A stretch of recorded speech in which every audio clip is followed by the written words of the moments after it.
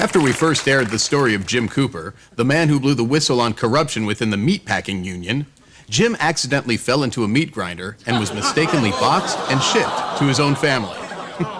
Oh well. In putting together our next segment, A Few Minutes with Andy Rooney, we ran into some content issues, and portions of his segment have been edited. With that, here's Andy. We use them day after day. No, I don't mean black market prescription drugs. That's another story. I'm talking about pithy phrases such as bide your time or lay your cards on the table. Do you ever wonder where these colorful phrases come from? I do.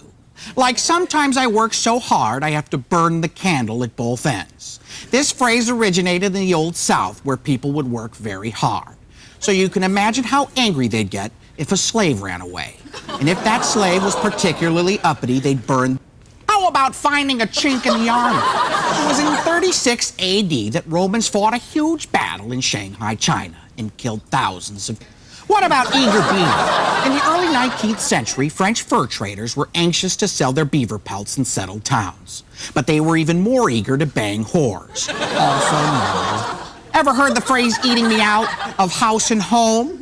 In the 1950s, when you wanted to pleasure a woman orally, you'd tell her you'd buy her a house or a home, and she'd have a panty-soaking organ. Going off half-cocked, our 28th president, Woodrow Wilson, had a huge... How about down in the mouth? I'm not sure where this one comes from, but I have some ideas. On Saturday nights, my wife has a couple of glasses of wine, sits me down in a kitchen chair, unbuckles my belt. In the 1940s, it was legal to punch a towel head, and that's because Albert Einstein loved the taste of it. Happy as a clam. I think you know where this one's going. Calling a spade, crack of dawn. Dawn was a woman who was always ready to show you her Admiral Finmar wetback. Unfortunately, my time is up. My time has run out. I don't have any more time on my hands, a phrase which originates in San Francisco, where a bunch of homos took off their wristwatches, bent over, and I'm Andy Rooney, and I am drunk. I am piss drunk.